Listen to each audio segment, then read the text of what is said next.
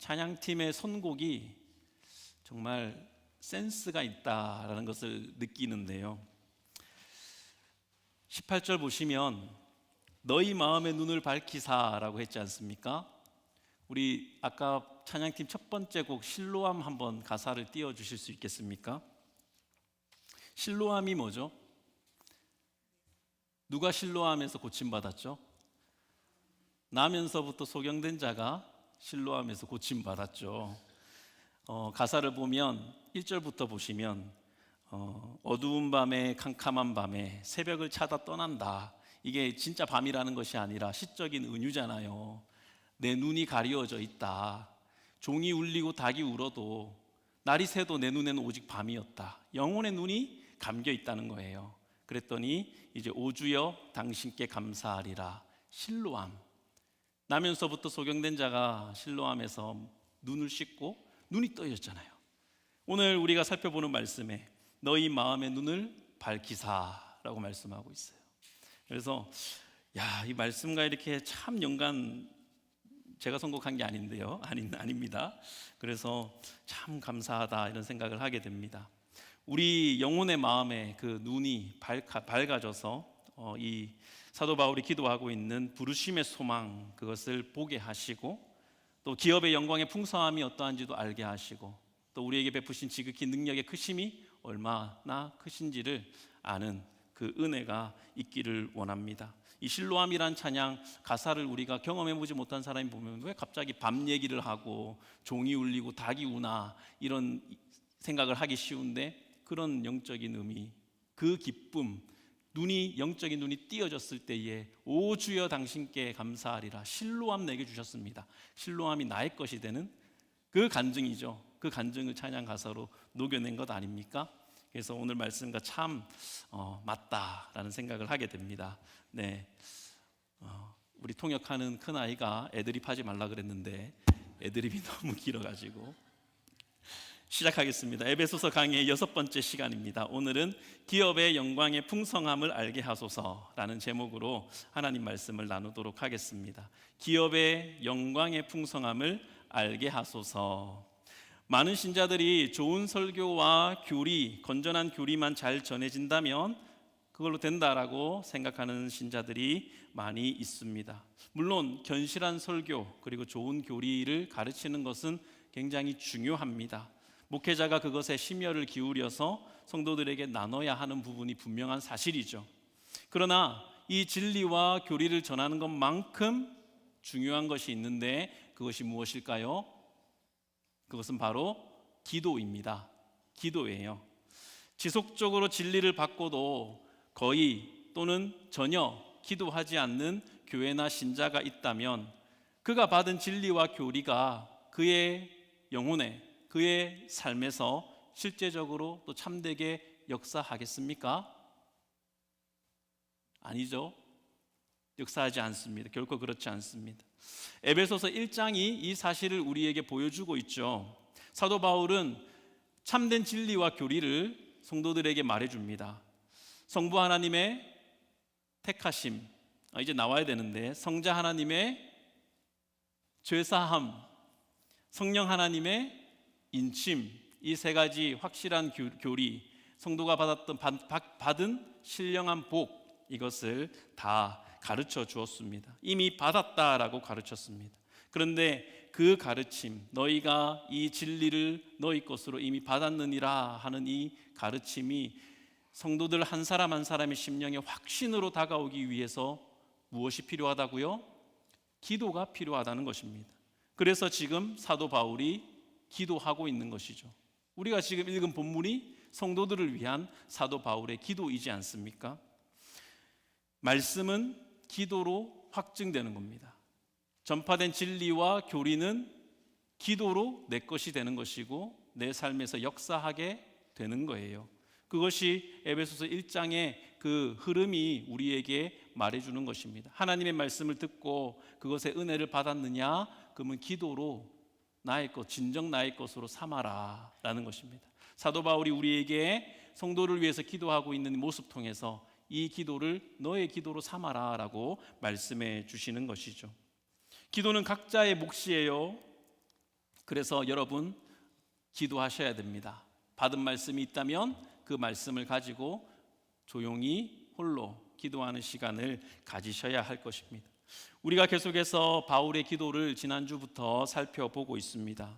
그 기도의 내용을 설교 말씀으로 듣는 걸로 그쳐서는 안 되고 간구하는 마음으로 이 기도를 따라 하셔야 합니다. 바울은 우리에게 이 기도를 가르쳐 주신 거예요. 예수님만 주기도문으로 우리에게 기도를 가르쳐 주신 것이 아니라 사도도 우리에게 이렇게 기도하라라고 가르쳐 주셨습니다.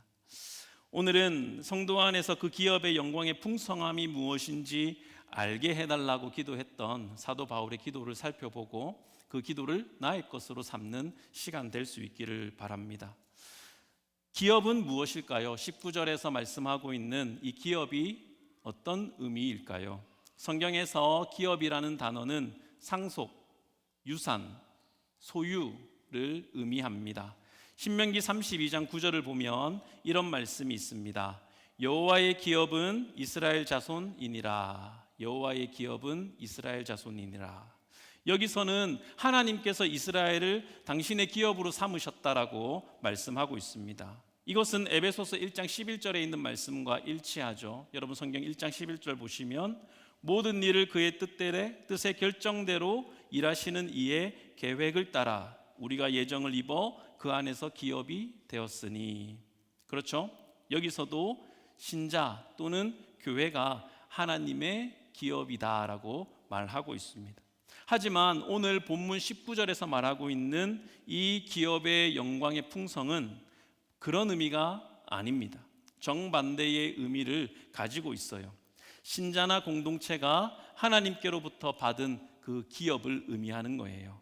기업이라는 단어를 이와 같은 용례로 사용했던 대표적인 그 경우가 여호수아서에 잘 나타나 있습니다. 하나님께서 이스라엘에게 가나안 땅을 주시는 것, 기업으로 주시는 것에서 나타나 있죠.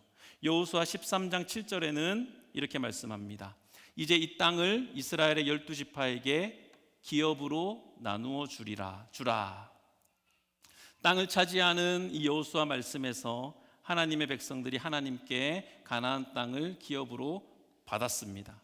그래서 오늘 본문의 19절은 그것과 같은 의미예요. 신자가 그리스도 안에서 하나님께로부터 받은 기업이 있다, 상속이 있다라는 것입니다. 그런데 신약 성경으로 넘어오면 구약에서는 실제로 가나안 땅, 실제로 이 땅에 있는 땅이지만 신약으로 넘어오면 영적인 기업으로 변환되죠. 바뀌게 되죠. 장차 성도들이 받게 될 상속, 하나님의 나라, 영원한 생명, 그리스도를 통해서 주어지는 영원한 복들을 의미합니다. 고린도전서 6장 9절에서 10절을 보겠습니다. 고린도전서 6장 9절로 10절을 보면 불의한 자가 하나님의 나라를 유업으로 받지 못할 줄을 알지 못하느냐라고 말씀합니다. 믿는 자는 하나님의 나라를 기업으로 받는다라는 거예요. 미혹을 받지 말라. 음행하는 자나 우상 숭배하는 자나 간음하는 자나 탐색하는 자나 남색하는 자나 도적이나 탐욕을 부리는 자나 술 취하는 자나 모욕하는 자나 속여 빼앗는 자들은 하나님의 나라를 유업으로 받지 못하리라. 믿는 자에게는 이 말은 부정적인 의미로 지금 말씀하고 있지만 긍정적으로 바꾸어서 믿는 자들은, 거룩한 성도들은 무엇을 유업으로 받죠? 하나님의 나라를 유업으로, 기업으로, 상속으로 받는 것입니다. 유업은 영어로 inheritance라고 합니다. 물려받은 사업, 유산으로 받은 기업을 유업, 기업, 유산, 상속이죠. 유산은 누가 받죠? 아들이 받죠. 따님들 죄송합니다. 고대 사회 바울이 편지를 썼던 그때는 딸에게는 유산이 없었어요. 안타깝게도. 오늘 얼마나 행복한 현대를 살고 있습니까? 아들이 받습니다. 상속자가 받습니다. 네, 상속자, 아들. 그래서 로마서 8장 17절에 보면 자녀이면 또한 상속자, 곧 하나님의 상속자요 그리스도와 함께한 상속자니라고 말씀하고 있습니다. 갈라디아서 4장 6절과 7절에는 너희가 아들임으로 하나님이 그 아들의 영을 우리 마음 가운데 보내사 아빠 아버지라 부르게 하셨느니라. 그러므로 너가 이후로는 종이 아니요 아들이니 아들이면 하나님으로 말미암아 유업을 받을 자니라. 이렇게 말씀합니다. 그러면 어떻게 될까요? 기업의 영광이 얼마나 풍성한지. 영광이 풍성하다는 것은 뭘까요? 영광에 영광에 영광에 영광이 있는 거. 이게 영광이 풍성한 거 아닙니까? 그렇다면 우리가 장차 하나님 나라를 받을 건데 하나님의 그 상속, 그 기업의 영광의 풍성을 알려면 먼저 선행되어야 될 것이 있는데 그것이 무엇일까요? 내가 먼저 하나님의 상속자인 것을 알아야 하죠. 내가 하나님의 아들인 것을 알아야 하죠. 머리로만 아는 것이 아니라 실제적으로 알아야 하죠. 우리 자녀들이 부모 저를 생각할 때 머리로만 그냥 생물학적으로만 나를 낳아준 그냥 아빠 정도로만 알면 얼마나 제가 마음이 괴롭고 속상하겠습니까? 그 인격적인 관계 속에서 참 나의 아버지, 그 사랑과 교제 속에서 나의 아빠가 될 때 그게 행복하고 복된 그 부녀 관계가 되지 않겠습니까? 그것을 의미하는 거예요. 아들이다, 상속자다 라고 말하는 것은 머리로만 아는 것이 아니라 실제로 내 삶에 그게 역사하는 능력으로 내가 하나님의 아들이다, 내가 하나님의 상속자다 라는 것을 깨닫는 것입니다. 아들이요 상속자인 것을 머리로만 믿는 사람이 있고 또 진정으로 삶 속에서 체험하면서 알아가는 사람이 있습니다. 여러분 어떤 사람입니까? 여러분은 상속자요 아들로서 신앙생활을 하고 있습니까? 안 들리시는 거예요? 대기업에 한 가지 예를 들겠습니다. 대기업에 두 사람의 말단 직원이 있었습니다. 한 사람은 그저 월급쟁이로 취직해서 일하는 직원이에요. 그래도 대기업이니까 다른 데 갈 생각 안 하고 때로는 속이 꼬이고 더럽고 치사해도 열심히 하면서 붙어 있는 거죠. 그런데 다른 한 사람이 있습니다. 똑같은 말단 직원이에요. 그런데 이 사람은 알고 보니까 그 기업 회장의 상속자였어요. 재벌 2세로서 경영 수업을 받기 위해서 그 말단 직원의 자리에 있었던 것입니다.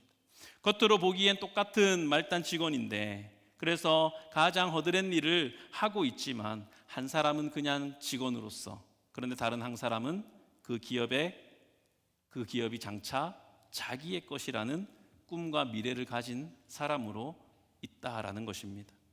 마찬가지입니다. 교회 안에서도 두 종류의 신앙생활이 있습니다. 종의 영을 가지고 하는 신앙생활이 있고요, 아들의 영을 가지고 하는 신앙생활이 있습니다. 로마서 8장 15절은 너희는 다시 무서워하는 종의 영을 받지 아니하고 양자의 영을 받았으므로 우리가 아빠 아버지라 부르짖느니라 라고 말씀합니다. 해야 하니까 억지로 의무감과 두려움, 사람들의 눈치에 또는 인정받으려고 때로는 할 사람이 없어서 어쩔 수 없이 신앙생활을 한다면 그거는 내가 하나님의 아들인 것과 내가 하나님의 상속자라는 것을 알지 못하는 신앙생활인 것이죠. 기쁨이 없고 그 신앙은 상과 벌 중심의 율법적인 신앙생활로 되게 될 것입니다. 그리고 그것을 남에게도 강요하게 될 거예요. 인정받지 못할 때 섭섭함을 느끼고 그리고 남과 비교하죠. 나는 이만큼 하는데 왜 저 사람은 아무것도 안 하지?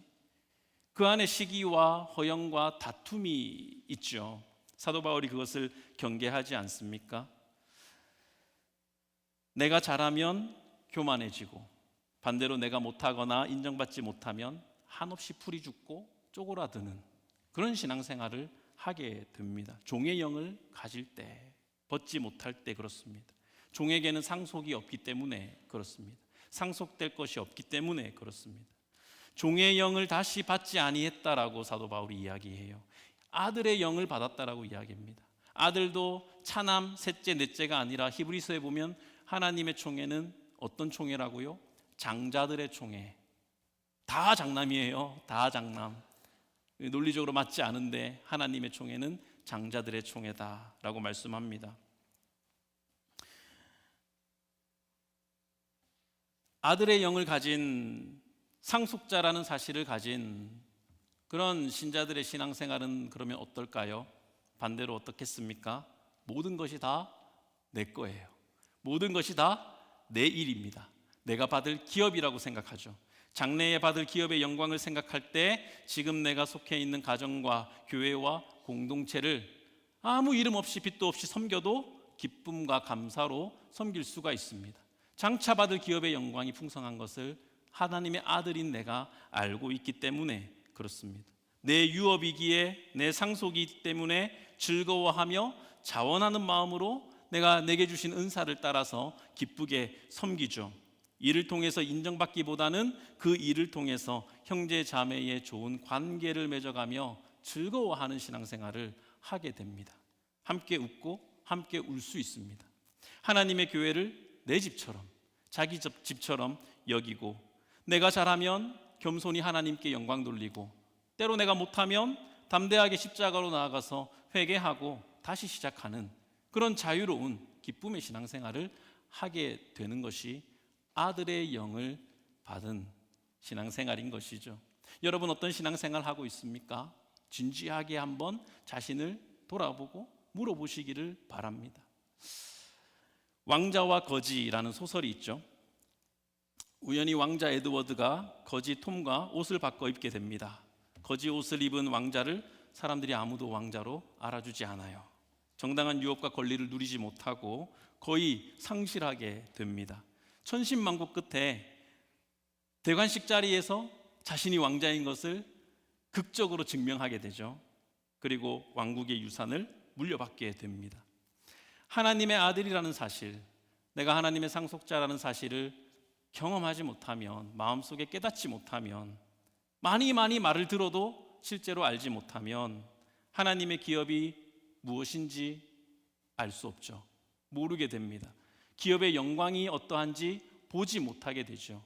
그리고 아들이요 상속자라는 정체성을 깨닫지 못하면 그것이 얼마나 풍성한지를 알려고 하는 애씀과 노력이 있을까요? 없죠. 없습니다. 그래서 아들이 되는 것, 내가 하나님의 상속자인 것, 그것을 정말로 체험하고 감격하고 감동하는 그 단추가 깨어져야 장차 있을 기업의 영광의 풍성함이 어떤지 알게 되는 자리로 나아가게 되는 것입니다. 그래서 사도 바울이 기도하는 거예요. 창세전에 하나님께서 너희를 택했다. 예수 그리스도를 통해서 너희들에게 죄사함 속량의 은혜를 주었다. 성령을 너에게 보내주셔서 그 사실을 인치고 보증하신다.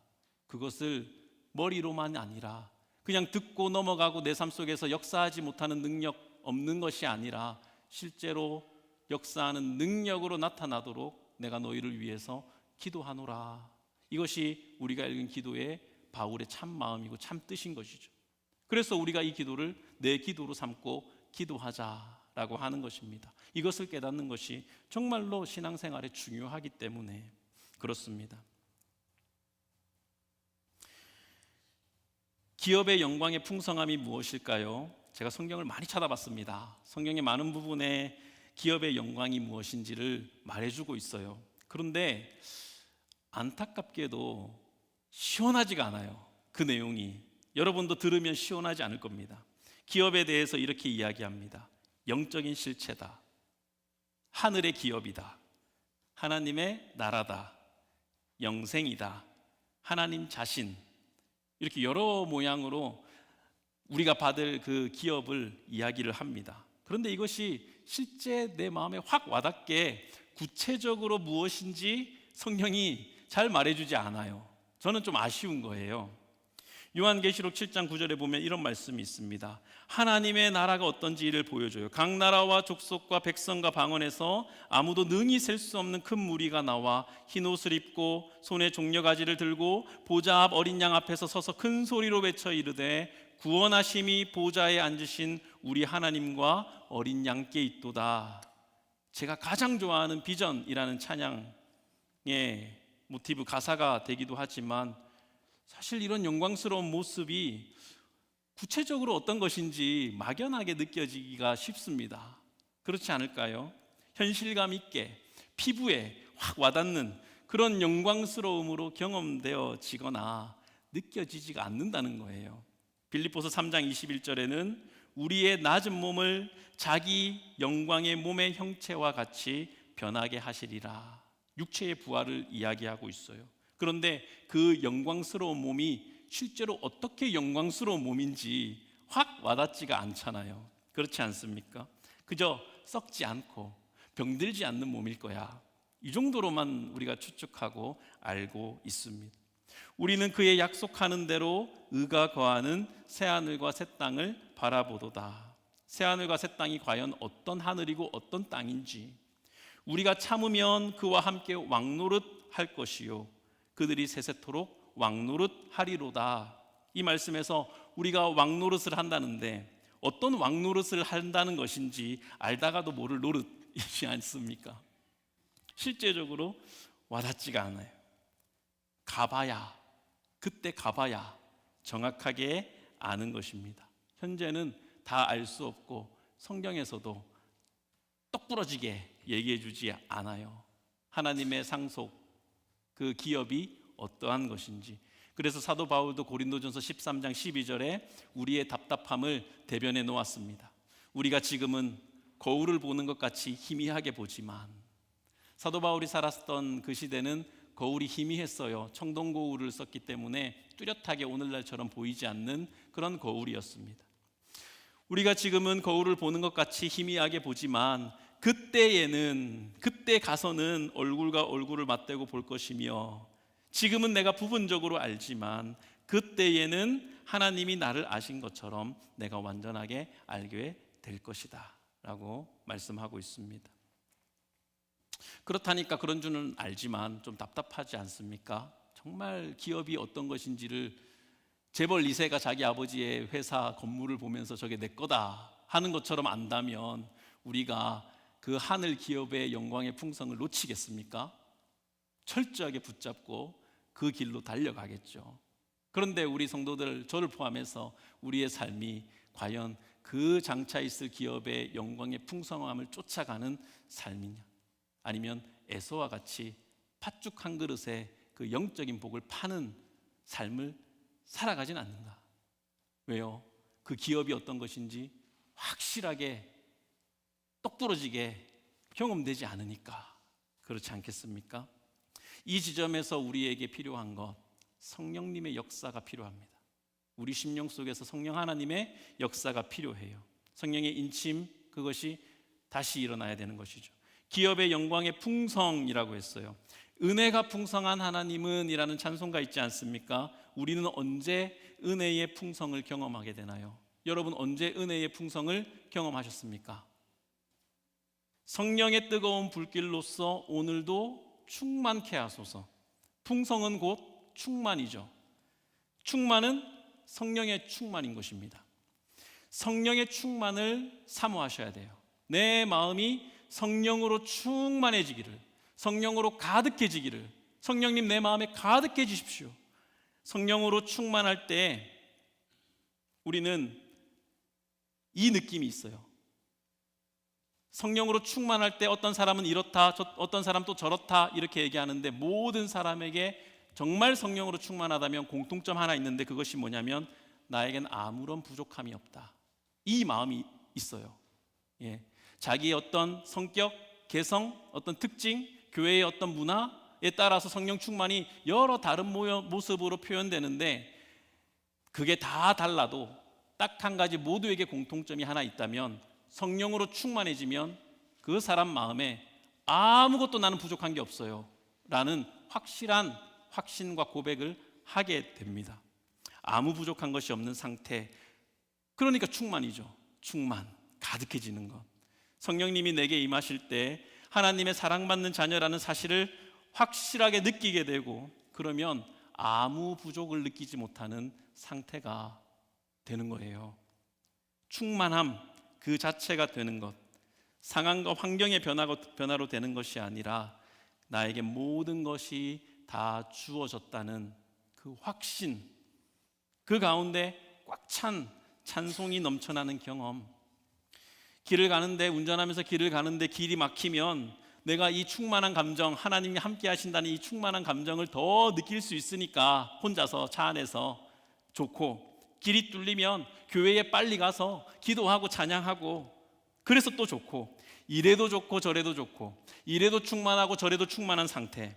옆에서 보면 누가 저 미친놈이 차 안에서 저러고 있네라고 할지 모르지만 혼자서 부흥회하면서 교회로 달려갔던 그 아무런 부족함도 느끼지 못한, 환경과 상황은 똑같아도 그것을 경험한 상태, 그 가득 찬 상태를 경험하면 그것이 바로 내게 있을 기업의 영광의 풍성함을 맛보게 해주시는 거구나 한다는 것입니다. 성령의 충만을 사모해야 합니다. 그 복된 경험이 오늘 여기 모인 저와 여러분 모두에게 일어나기를 주님의 이름으로 축원합니다. 하나님 안에서 충만함을 경험하고 아무 부족함이 없다고 느끼는 상태에서 사람은 어떻게 될까요? 자기의 것을 나누게 되는 삶을 살게 됩니다. 이게 증거예요. 기업의 영광의 풍성을 경험한 사람의 증거는 자기 것을 아낌없이 나누어 줍니다. 사도행전을 보시면 대번에 생각나죠. 사도행전 2장 44절, 믿는 사람이 다 함께 있어 모든 물건을 서로 통용하며 또 재산과 소유를 팔아 각 사람의 필요에 따라 나눠주며. 착해져서일까요? 아니에요. 장차 하나님의 기업을 상속받을 그 상속의 풍성함, 그것이 무엇인지 알기 때문에 이와 같은 일을 한 것이에요. 예수님 믿어서 착해지고 선해져서 이렇게 하는 것이 결코 아니라, 내가 이 땅의 것이 나의 기업이 아니라 하나님께서 장차 올 하나님의 나라에서 주실 그 기업의 영광의 풍성을 성령 충만을 통해서 경험했기 때문에.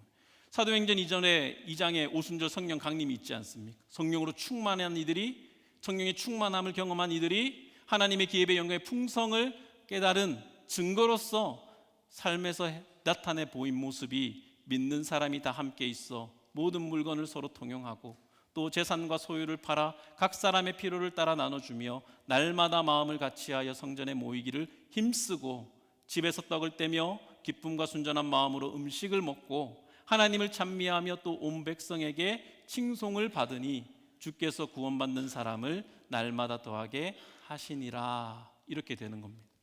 사도행전 4장에도 보시면 32절 이런 말씀이 있죠. 다시 성령으로 충만해졌어요. 제자들이 기도하고 다시 성령으로 충만해졌더니 4장 32절에 똑같은 일이 일어나죠. 믿는 무리가 한 마음과 한 뜻이 되어 모든 물건을 서로 통용하고 자기 재물을 조금이라도 자기 것이라 하는 이가 하나도 없더라. 거짓말일까요? 역사예요. 초대교회의 역사입니다. 그들은 성령으로 충만했을 때 내 마음속에 아무 부족함이 없다는 것을 경험했을 때, 이 유대인들은 이때 식민지 통치를 당하고 살던 피지배민이었잖아요. 우리로 따지면 일제치하에 신음했던 그 시대에 살았던 사람들인데, 성령의 충만을 받았을 때 모든 것들을 다 나누어 주는 삶을 살았다는 것입니다. 착해져서가 아니라 장차 있을 기업의 영광의 풍성을 경험했기 때문입니다. 1907년에 평양에서 대우부흥 운동이 일어났을 때 평양에 있는 모든 가게들이 문을 주일에 다 닫았습니다. 다 닫았어요. 왜 닫았을까요? 안식일을 거룩히 지켜야 하니까 닫았을까요? 아니에요. 하루 장사해서 이 땅에 있는 것을 벌고 생활하는 그것이 하늘의 기업의 영광의 풍성함에 비교할 수 없다는 것을 그들이 그 부흥의 현장에서 깨달았기 때문에. 율법적으로 안식일을 기억하여 거룩히 지켜라, 교회 와야 돼, 이것이 아니라는 거예요. 하나님 말씀 그렇게 엄히 여기고 지켜야지가 아니라 그 기업의 영광의 풍성이 이 땅에서의 것보다 비할 바 없이 소중한 것임을 깨달아 알았기 때문에 평양 대부흥에서 그런 일들이 일어났던 것이죠. 나누어 주며 움켜쥐지 않고 그렇게 살게 되었습니다. 남포교회 은퇴 목사님 박영선 목사님은 이렇게 말씀하세요. 우리가 우리의 인생을 살면서 이 땅의 것을 내 맘대로 즐기지 않는 이유가 무엇입니까? 그것과 비교할 수 없는 것이 우리 앞에 예비되어 있기 때문에 그렇습니다. 지금 세상이 우리에게 준다고 하는 것을 손에 쥐고 있으면 장차 있을 기업의 영광의 풍성을 얻을 수 없습니다. 내세에 우리에게 약속된 것이 무엇인지 분명히 보지 못하면 세상이 속이는 것을 잡을 수밖에 없습니다. 돈을 잡고 십자가를 안 잡게 됩니다. 권세를 잡게 되고 주님을 잡지 않게 됩니다. 고개를 쳐들게 되고 고개를 숙이고 기도하지 않게 됩니다. 지금 세상이 주는 것이 주께서 약속하신 장래의 기업보다 더 커 보이거든요. 모든 신앙의 약점은 결국 이것입니다.